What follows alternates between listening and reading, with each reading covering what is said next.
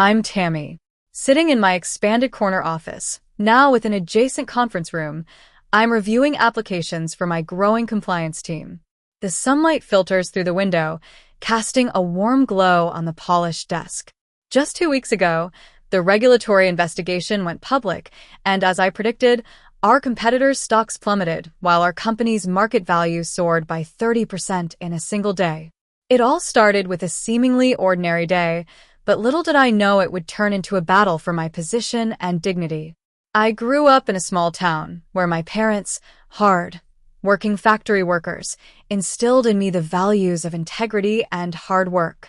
After graduating from community college, I joined this manufacturing company as an administrative assistant. Over the past 15 years, I worked my way up to become the regulatory compliance manager. One fateful day, when I was sitting at my desk, a glass paperweight, a gift from Commissioner Thompson for saving the company during a compliance crisis last year, shattered against the wall. It was like a symbol of the shattering of my world. Sarah from HR placed a banker's box on my desk. She has an MBA.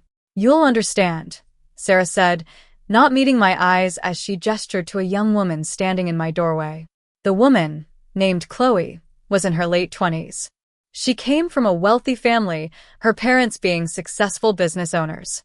She wore a blazer with visible store creases, and her eyes were already sizing up my corner office. I'm Chloe. I graduated top of my class at Harvard.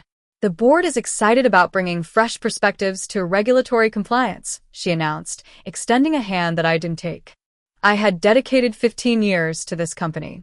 I knew the coffee preferences of every federal inspector, had attended the funerals of 2 regulators' parents, and had built a compliance system that ran like a well-oiled machine. But Chloe seemed to think that her MBA was all she needed. The nameplate on my door was about to be replaced. The nameplate comes off easily. I have calligraphy skills. I can make a new one by tomorrow, Chloe added, already touching my door. Without a word, I opened my drawer and took out my leather-bound inspection journal, which contained 15 years of personal notes on every regulator who had ever entered our company.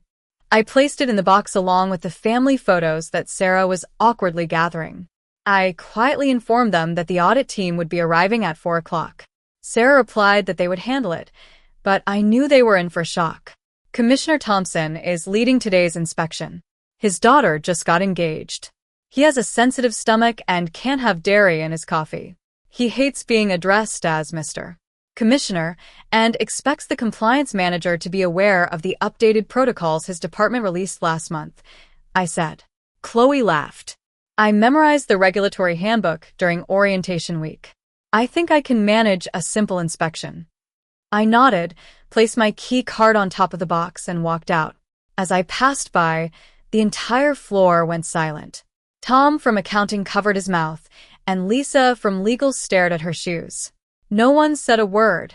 By 3 o'clock, I was sitting in my car, listening to the rain pattering on the roof as I watched government vehicles pull into the reserved spaces.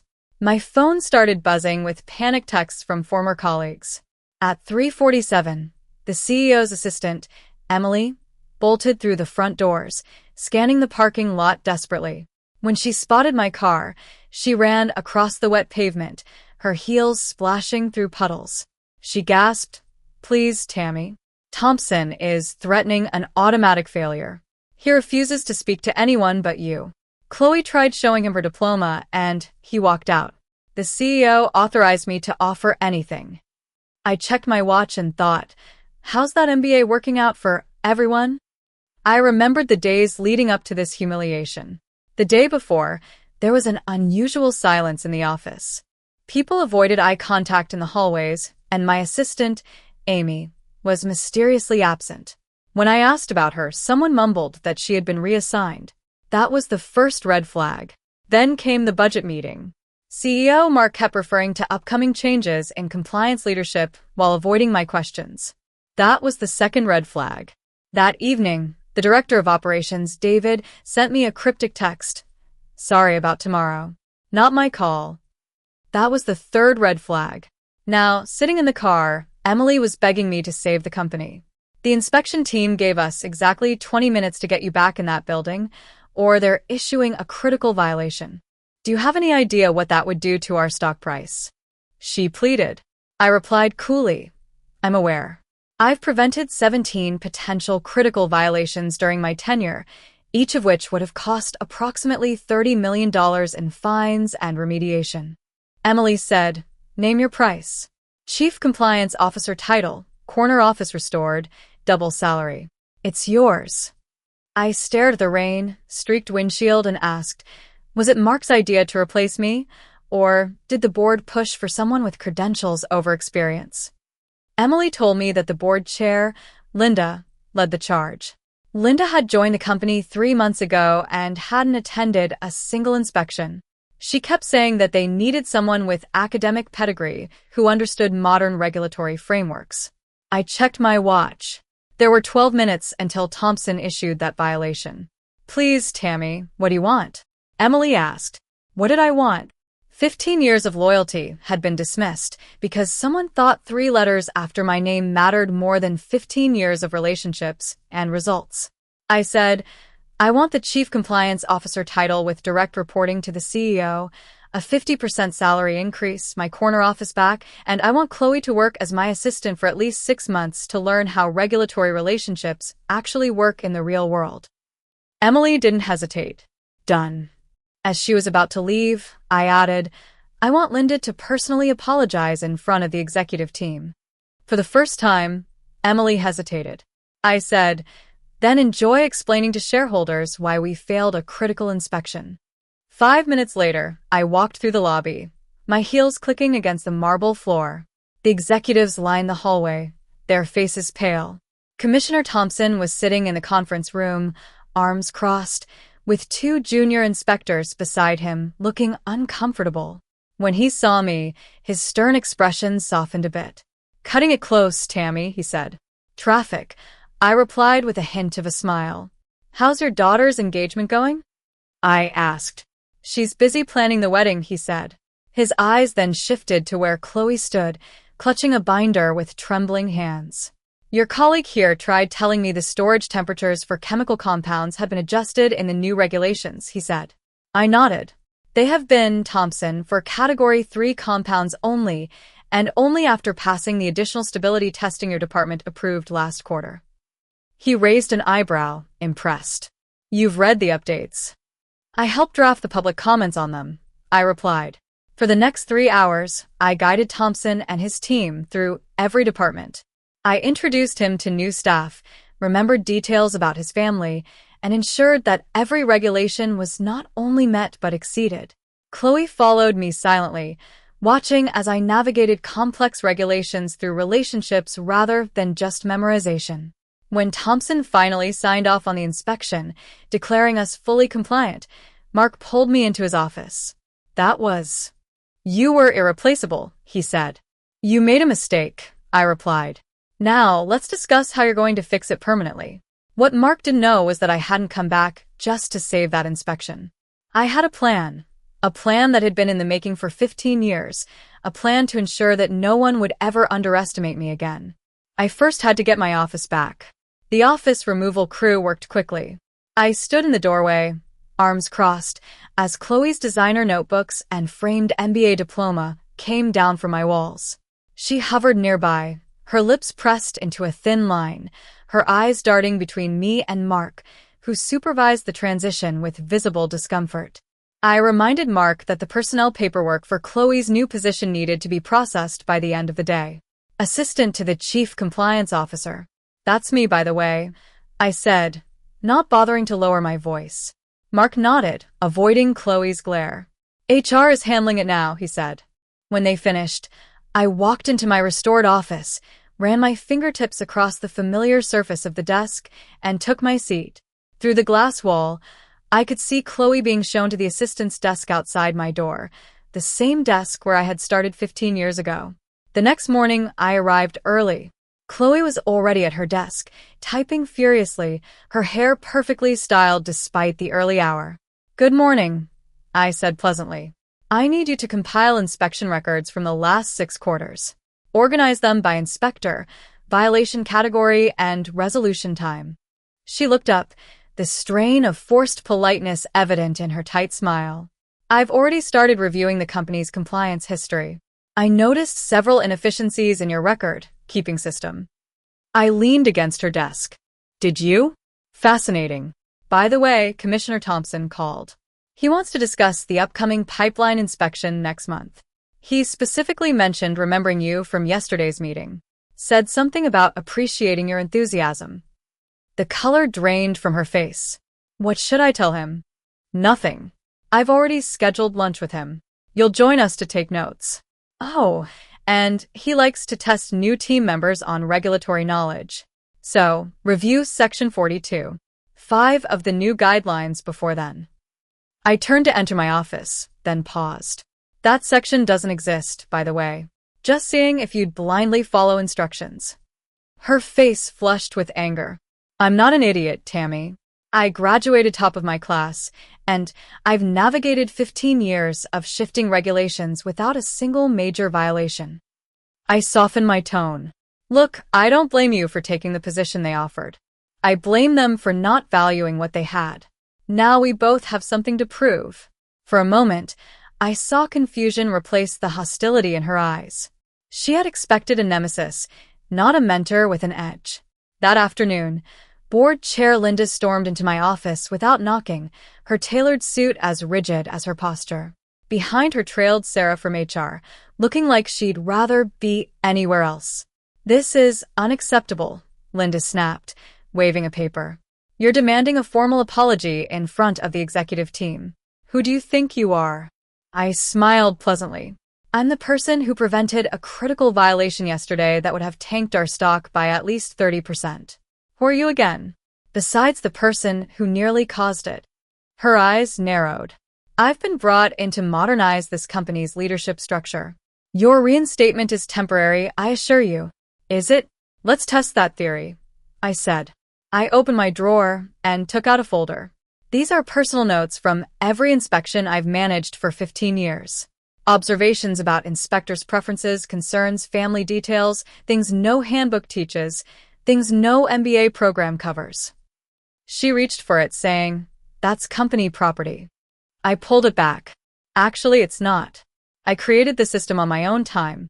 I built these relationships personally, and I've received 3 job offers since yesterday from competitors who understand the value of what I bring. She scoffed. Bluffing doesn't suit you. Check your email. I forwarded you the offers, I said, leaning back in my chair. Now about that apology. Would you prefer tomorrow's executive meeting, or should we call an emergency session today? 2 days later, I stood before the executive team. Chloe was seated in the corner, taking notes as instructed. Linda approached the podium with the stiffness of someone preparing for a root canal. I want to formally apologize to our Chief Compliance Officer, Tammy, she began, each word clearly painful.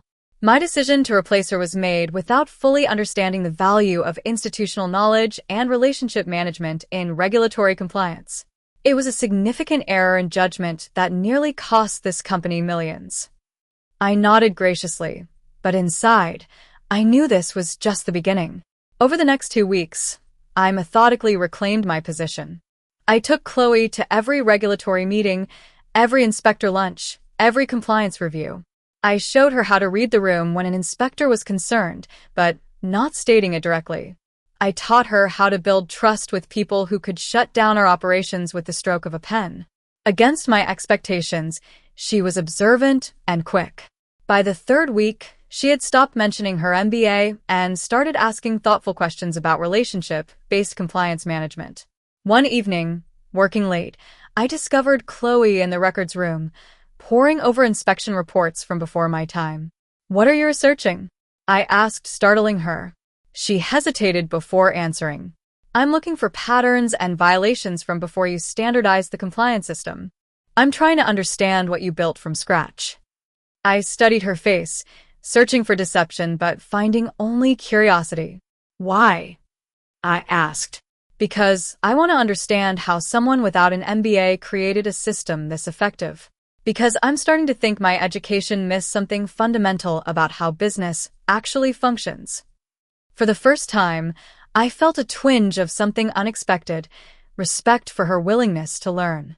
But I couldn't afford to soften. Not yet, not before my plan fully unfolded. I told her to come to my office the next morning.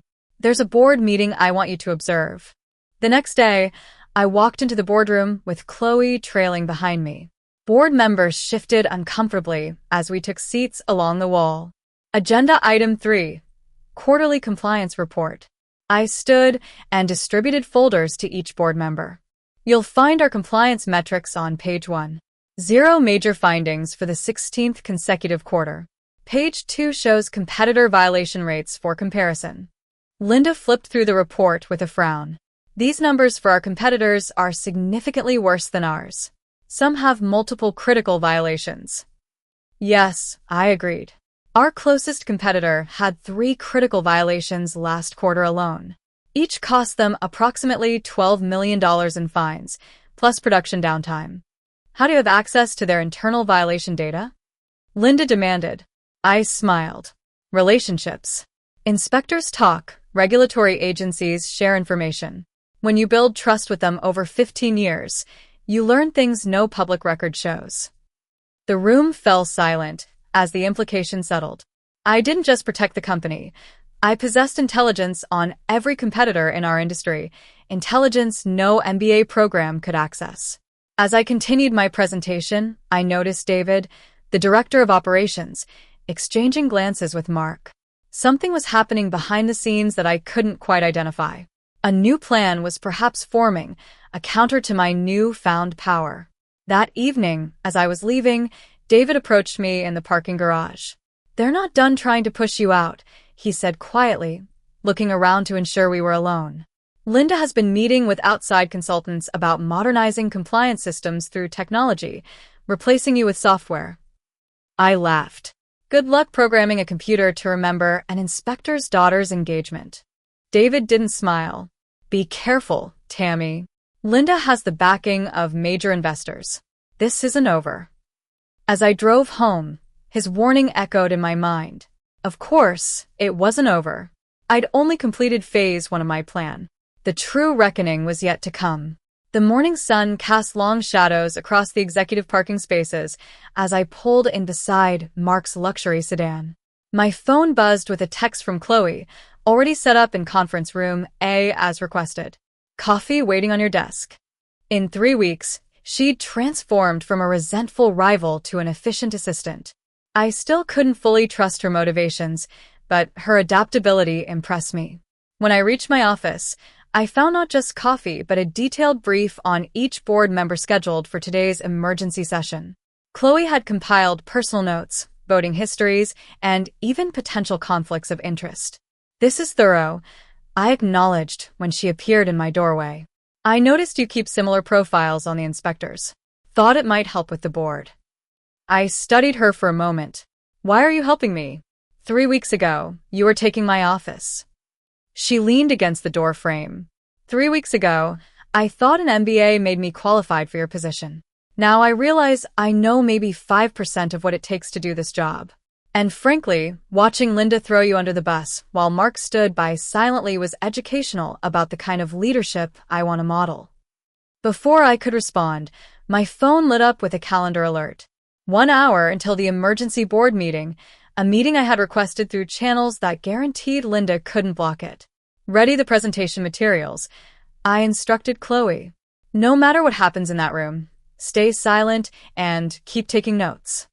The boardroom filled gradually, the tension thickening with each arrival. Linda entered last, flanked by 2 people I didn't recognize, a man and a woman in expensive suits carrying sleek tablets. Tammy? Linda acknowledged stiffly. I've invited compliance technology specialists to observe this meeting.